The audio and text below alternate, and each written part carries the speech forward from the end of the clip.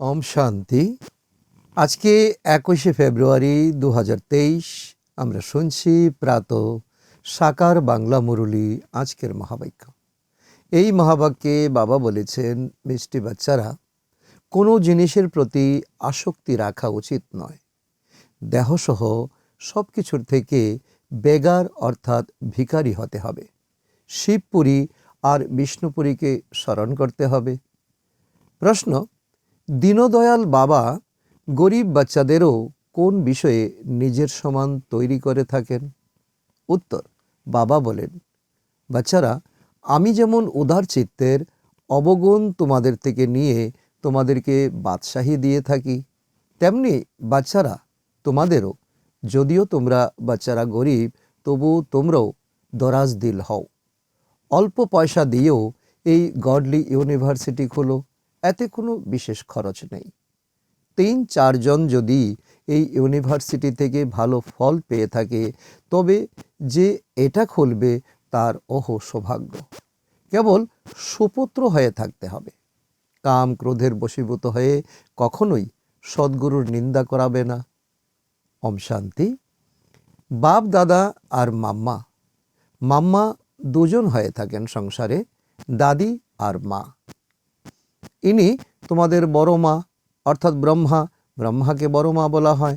কিন্তু বাচ্চাদের দেখাশোনা করার জন্য জগদম্বা নিমিত্ত হয়েছেন, যজ্ঞকে দেখশন করার জন্য।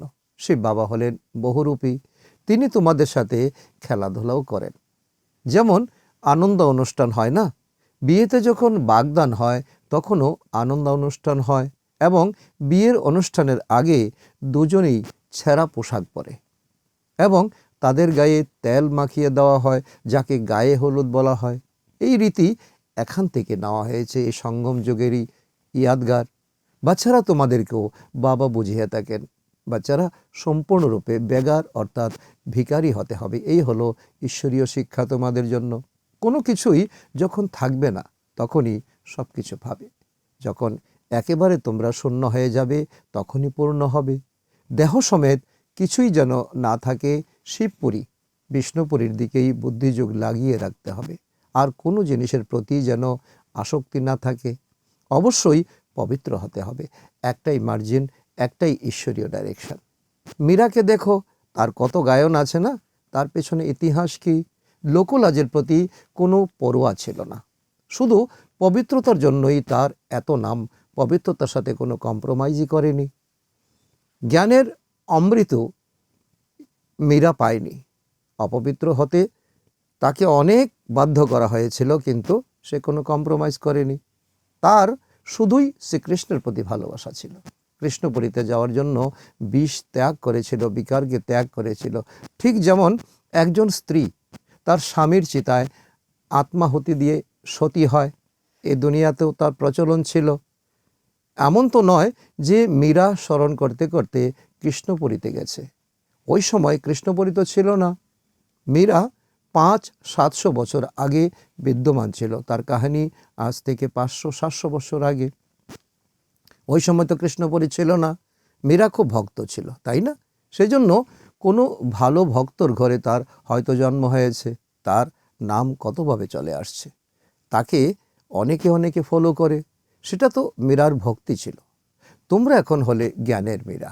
এখন স্বয়ং ভগবান পরমপিতা পরমাত্মা এসে তোমাদেরকে এখন জ্ঞান মীরা বানাচ্ছেন। তোমরা এসেছো সূর্যবংশীয় চন্দ্রবংশীয়তে মহারানী হওয়ার জন্য। এমন নেশা তোমাদের আছে না? যদিও প্রথমে অশিক্ষিত শিক্ষিতদের কাছে মাথা নত করে, তবুও তারা মহারানী তো হবে, তাই না? মহারাজা হবে। যদি কেউ শৈশবকে ভুলে গিয়ে বাবার হাত ছেড়ে দেয়, তবে সে কখনো মহারানী হবে না। আর প্রজার মধ্যে তার পদমর্যাদাও কমে যাবে। প্রজারও প্রজা হবে, দাসদাসী হবে। বৈকুণ্ঠ তো আসবে, কিন্তু পদ অনেক কম হয়ে যাবে। বাবা বুঝিয়েছেন, বাচ্চারা যারা ভক্তি করে তাদের জিজ্ঞাসা করা উচিত যে তোমরা কি চাও, কেন কৃষ্ণের ভক্তি করো?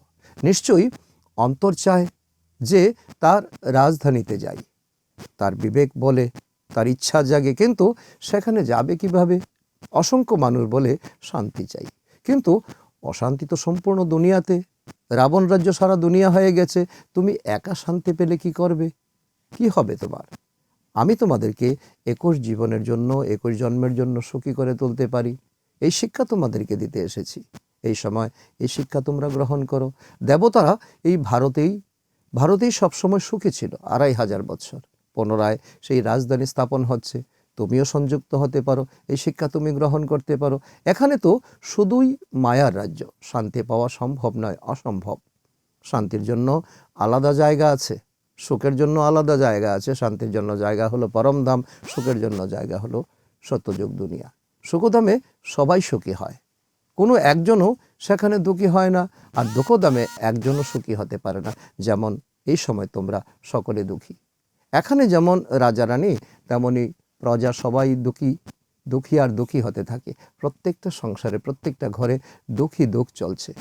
সুখধামে কোনো জানোয়ারও দুঃখ ভোগ করে না, কোনো জানোয়ারও মানুষকে কোনো দুঃখ প্রদান করে না।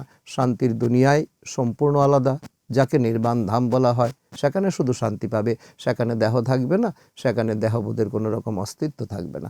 শরীর ত্যাগ করলে বলে থাকে অমুকে নির্বাণ ধামে চলে গেছে, এমন মান্যতা চলে আসছে, কিন্তু বাস্তবে কেউ যায় না। যদি কেউ গিয়েও থাকে, যাওয়ার আগে কি করে গেছে? সবাই এখানে দুঃখী। কত লড়াই ঝগড়া হয়। কেউ বলে আমাদের দেশ থেকে হিন্দুরা চলে যাক, কেউ বলে অমুকে চলে যাক। একে অপরকে সহ্য করতে পারে না। বাবাও দেখছেন এখন অনেক ধর্ম হয়ে গেছে, লড়াই বিভেদ মারামারি, সুতরাং লড়াই করতেই থাকে। সেজন্যই সমস্ত দেহের ধর্মকে বাদ দিয়ে দেন। বাবা বলেন যে যেই ধর্মের হোক না কেন, আমি তাদের শরীরের ধর্ম থেকে বের করে দেব। সত্যযুগে শুধুমাত্র এক দেবতা ধর্ম থাকবে, আদি সনাতন দেবদেবী ধর্ম থাকবে। এইসব জ্ঞান তোমরা বাচ্চাদের বুদ্ধিতে আছে। হাতে চিত্র নিয়ে তোমাদের বানপ্রস্থিদের বোঝানো উচিত এই সময় তোমাদের এখন বসে থাকলে চলবে না। তোমাদের মন্দিরে যাওয়া উচিত, সব স্থানে যাওয়া উচিত, গিয়ে সেখানে প্রদর্শনী করা উচিত। তাদের জিজ্ঞাসা করা উচিত যে শঙ্করের সামনে শিবকে দেখানো হয়েছে, সুতরাং নিশ্চয়ই শঙ্করের থেকে বড় শ্রেষ্ঠ হবেন, তাই না? যদি শঙ্করই ভগবানের রূপ হবে, তবে তার সামনে শিবলিঙ্গ রাখার কি দরকার ছিল? কে বড়, শিবলিঙ্গ বড় না শঙ্কর বড়? সন্ন্যাসী নিজেকে ব্রহ্মজ্ঞানী, তত্ত্বজ্ঞানী বলে থাকে। শিব সম্পর্কে তারা জানেই না। তত্ত্ব তো বলা হয় থাকার স্থানকে, না? ওরা ব্রহ্ম আর তত্ত্বকে এক বলে মানেই না। আচ্ছা, ব্রহ্মজ্ঞানী তত্ত্বজ্ঞানী হলে তারপর আবার নিজেকে শিব বলে কেন? অহম ব্রহ্মস্মি, শিবহম, এসব কথা কেন বলে? ওরা তো মনে করে শিব এবং ব্রহ্ম এক এবং অভিন্ন। ব্রহ্ম হলো নিবাস স্থান। মানুষ খুব বিভ্রান্তিতে পড়ে যায়। বাস্তবে তাদের কাছে কোনো ক্ল্যারিফিকেশন নেই, কোনো স্পষ্টীকরণ নেই। বাচ্চারা, তোমাদের এখন বুদ্ধিমান হতে হবে। তোমরা সন্ন্যাসীদেরকেও বোঝাতে হবে। এই দায়িত্ব তোমাদেরকে দেওয়া হয়েছে। তাদের মধ্যে যারা সত্যিকারের দেবতা ধর্মের হবে, তারাও কিন্তু বেরিয়ে আসবে, আর তারা দ্রুত এই জ্ঞান বুঝতে পারবে, আর তারা প্রচারও করবে। যারা 3-4 জন্ম আগে কনভার্ট হয়েছিল, তারা এত তাড়াতাড়ি সেই ধর্ম থেকে বেরিয়ে আসবে না। যারা সম্প্রতি ধর্মান্তরিত হয়েছে, তারা দ্রুত বেরিয়ে আসবে। বাবারও প্রচেষ্টা থাকে, আর ড্রামাতেও সেটা লিপিবদ্ধ আছে। বাবা হলেন চুম্বক, আত্মারা হলো ছোচ। এখন ছোচের মধ্যে ঝং পড়ে গেছে। জং পড়া ছোচ ওপরে কিভাবে যাবে? ডানা ভেঙে গেছে না? জং পড়া জিনিস কেরোসিন তেলে ঢালা হয়, তা ঝং পরিষ্কারের জন্য বাবাও এই জ্ঞান অমৃতের দ্বারা সবার ঝং পরিষ্কার করছেন। এই জ্ঞান হলো অমৃত, এই জ্ঞান হলো কেরোসিন। তোমাদের আত্মা থেকে ঝং পরিষ্কার হচ্ছে, শুদ্ধতা হচ্ছে। তারপর আমরা সত্যিকারের সোনা হয়ে যাব। এমন নেশা আমাদের এই সময় জাগানো উচিত, তাই না? তোমরা এখন পার্থনাথ থেকে পারশনাথ হচ্ছ। কত খুশি তোমাদের মনে। ভারত পারস্পরিক ছিল, এখন দেখো সোনার মূল্য কত বৃদ্ধি পেয়ে গেছে। সত্যযুগে অনেক সস্তা হয়ে যাবে। ভারত যা এখন পাথরের ভূমিতে পরিণত হয়েছে, পুনরায় দেবত্বের ভূমি হবে। আমাদের বুদ্ধিতে এই চক্র ঘুরতেই থাকে। এই হলো সদর্শন চক্র। বাবা বারবার আমাদেরকে ডিরেকশন দিচ্ছেন। বাচ্চারা, সারাদিন চক্র বুদ্ধিতে ঘুরলে তবেই তোমরা চক্রবর্তী রাজা রানী হবে। এছাড়া আর কোনো শর্টকাট নেই। দুনিয়াতে এই বিষয়ে কেউই কিছু জানে না। সকলেই আগ্রম বাগ্রম নিয়ে চর্চা করে। তোমরা জানো বাচ্চারা, শতযুগে যারা রাজত্ব করে তাদের 84 জন্ম হয়। তারপর ত্রেতায় আসবে যারা তাদের জন্ম নিশ্চয়ই কম হবে। কোথায় 84 জন্ম, কোথায় 84 লক্ষ বলে থাকে। তো অত্যন্ত বিভ্রান্তির মধ্যে পড়ে গেছে মানুষ। তবে তো প্রতিটি চক্রের সময়কালও এত দীর্ঘ হওয়া উচিত যাতে তারা এতগুলো জন্ম নিতে পারে। এইসব গল্প কথা, বাস্তবে ভক্তির কথা, যা রাবণ থেকে তোমরা শুনে এসেছো। রাবণ তোমাদের বিভ্রান্তির মধ্যে ফেলে দিয়েছে। সবসময় তাদের প্রথমে চিত্র দেওয়া উচিত, চিত্র দিয়ে তাদেরকে বোঝানো উচিত। এর জন্য কখনো তোমরা পয়সা চাইবে না, তোমাদের কাজ হচ্ছে দেওয়া। তারা যদি কিছু দিতে চায় স্বেচ্ছায় দেবে।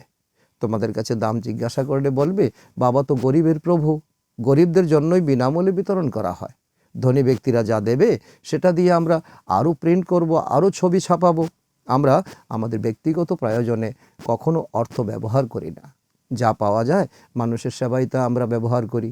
বিত্তবান হলে ধর্মশালা ইত্যাদি তৈরি করে থাকে। এখানে গরিবও সেন্টার তৈরি করতে পারে। এটা হলো বাবার নির্দেশ, এতে কোনো খরচা নেই। মনে করো যদি কেউ বলে আমি সেন্টার খুলব অথবা গডলি ইউনিভার্সিটি খুলব, তারপর সেই গডলি ইউনিভার্সিটি থেকে যদি 3-4 জনও ভালো ফল পায়, পাস উইথ অনার হয়, তবে সেই সেন্টার যারা খুলেছে তাদের জন্য ওহো সৌভাগ্য, তাদের ভাগ্য অনেক বৃদ্ধি পায়। এর জন্য উদার উদার উদার হৃদয় হতে হবে। দেখো বাবা কত রহমদিল, কত উদার হৃদয়ের, তাই না? বাবা তোমাদের সমস্ত অবগুণ নিয়ে তোমাদেরকে বাদশাহী প্রদান করেন। শপথ বাচ্চারাই বাবার সার্ভিস করতে পারে, আর এখন তোমরা তা প্রমাণ দিচ্ছ। তোমাদের সদ্গুরুকে দেখাতে হবে। কাম অথবা ক্রোধ করা, অর্থাৎ সদ্গুরুর নিন্দা করা যারা হবে তাদের পদভ্রষ্ট হয়ে যাবে। এখন এই পারলৌকিক পিতা অর্থাৎ পরমপিতা পরমাত্মা স্বামী অমৃতের উত্তরাধিকার তোমাকে দিচ্ছেন। তোমরা সব ধর্মাবলম্বীদের রচয়িতা আর রচনার নলেজ দিতে পারো।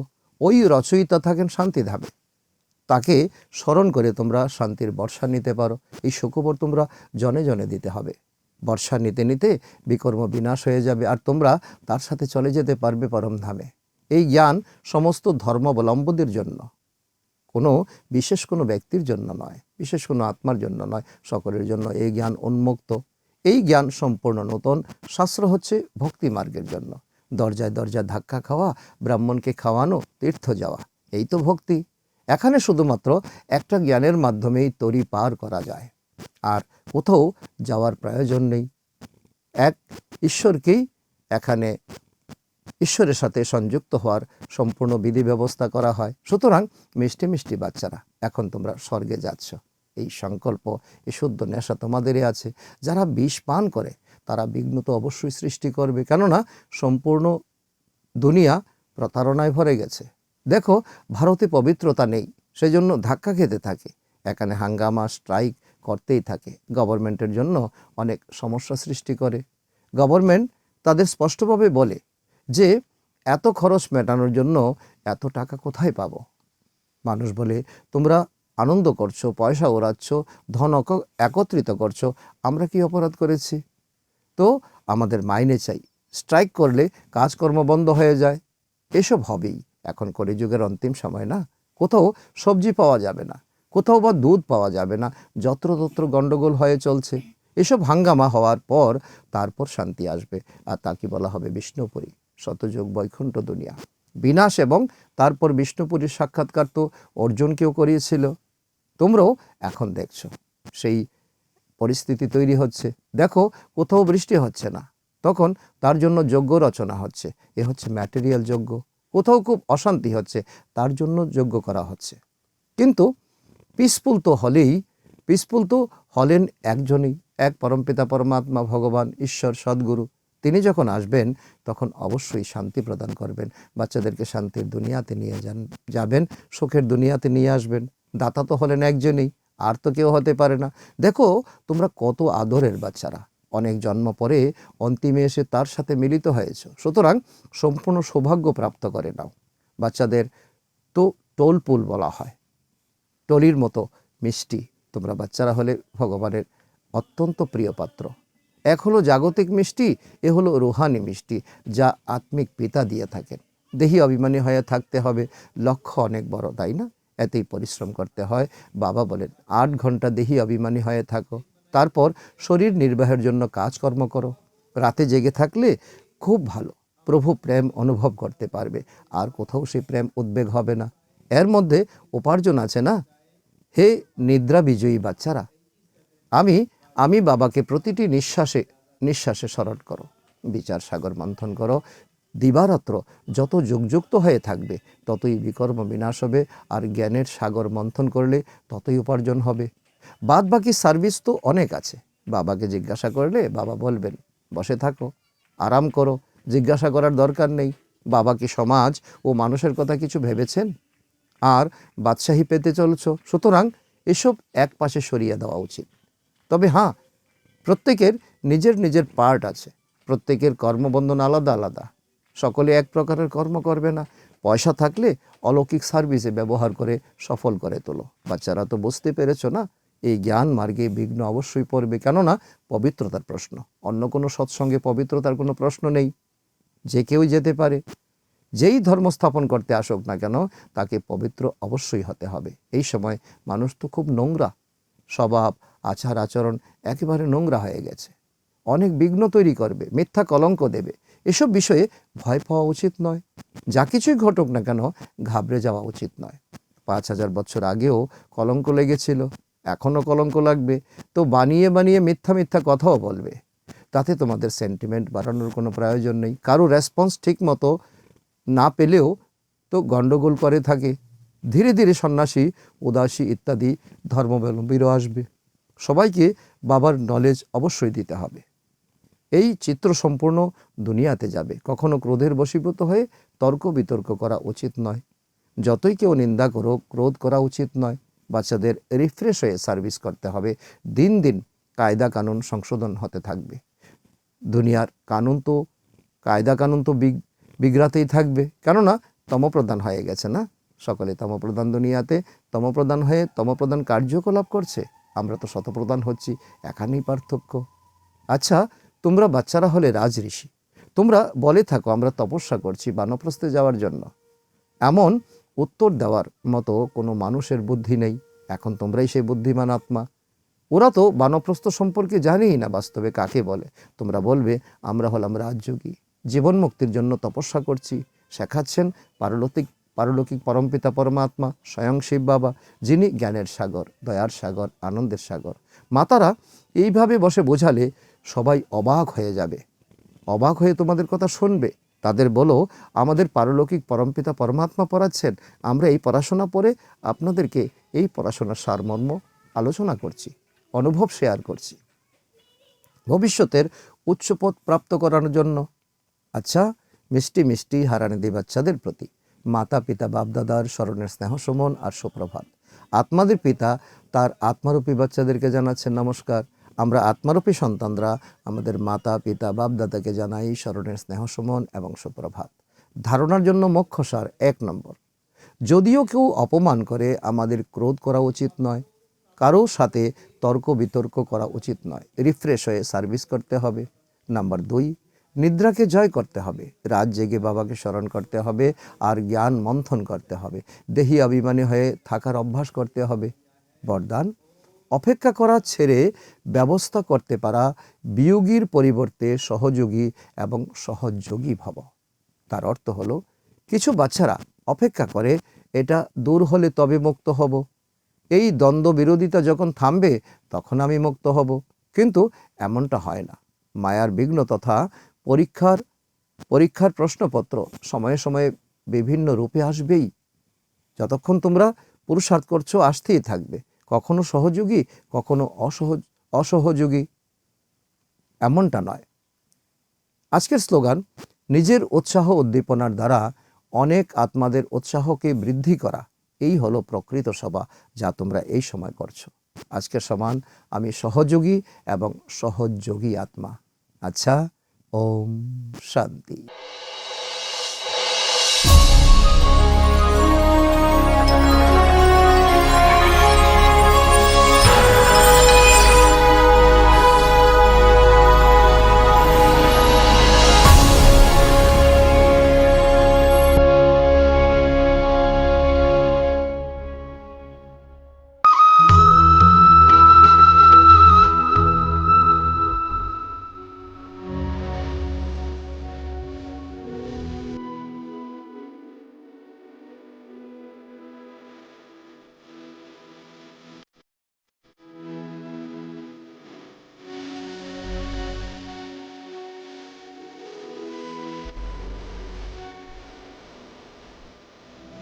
আ